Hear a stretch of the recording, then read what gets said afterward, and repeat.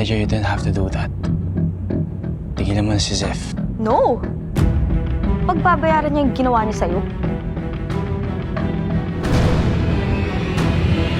Zeph, hindi tayo magpapatalo Lalaban tayo. Aalamin natin talaga kung sino yung may kagagawan kung bakit kayo nagkasira ni Sean. At ang rason kung bakit ka kinaiinisan ng lahat. Yung maka-clown na yon.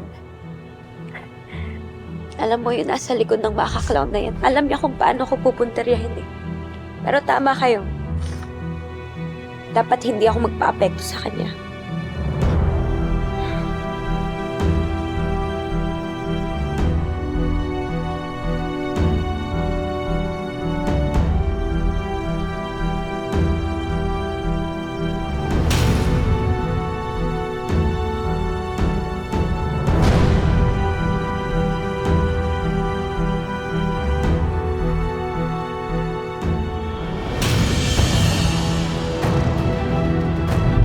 Alamin mo kung kanino to.